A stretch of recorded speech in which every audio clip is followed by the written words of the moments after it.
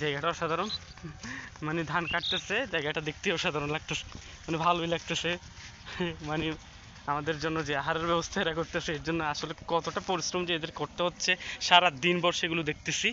মানে কিছুটা ক্ষেত্রে কষ্টই লাগে যে মানে এত পরিশ্রম করে আমাদের জন্য এই আহারগুলো তৈরি করে প্রস্তুত করে, আর আমরা আসলে এই চাষিদেরকে তেমন মূল্যটা দিই না। আসলে তাদেরকে মাস্টার ডিগ্রি পড়া মানুষদের মধ্যে মূল্য দেওয়া উচিত। এই চাষি ভাইয়েরা আসলে নিজের ঘাম ঝরিয়ে যে তো অক্লান্ত পরিশ্রমের মাধ্যমে আমাদের এই আহারের ব্যবস্থাটা করছে, তাদের জন্য আসলে শ্রমিক দিবস অন্তত পক্ষে আমাদের শ্রদ্ধাটা জানানো উচিত, কারণ তারা আসলে অসাধারণ কাজ করতেছে।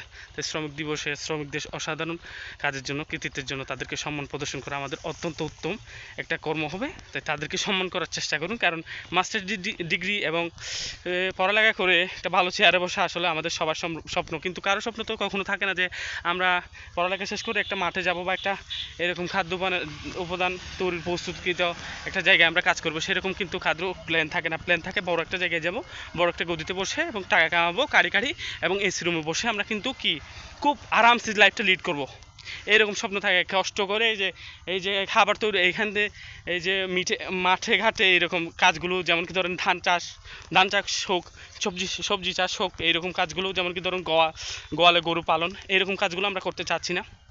এটা খুব আফসোসের ব্যাপার, কারণ আফসোসের ব্যাপার বলতেছি, মানুষ যত আধুনিক হবে হোক, কিন্তু খাবারটা মানুষ থেকে সবসময় আহারটা গ্রহণ করতে হবে জীবন শেষ পর্যন্ত। যে শেষ পর্যায়ে যদি যায়, তবুও যদি মানুষ যত আধুনিক হবে হোক, মানুষ যখন রাসায়নিক জীব, তখন মানুষের শরীর পরিচালনার জন্য খাবার খাইতে হবে। তো দ্যাটস ওয়াই এগুলো খুবই গুরুত্বপূর্ণ কাজ, এগুলো ওরা সম্পাদিত করতেছে। আজকে সারাদিন পর এগুলো দেখতেছি, আমার থেকে আসলে তাদের জন্য খুব মায়াই লাগলো, কারণ এত গরমে এত টেম্পারেচারে যে তারা কাজ করতে পারছে, এদের জন্য আসলে মনের গভীর থেকে একটা ভালোবাসা আসা উচিত।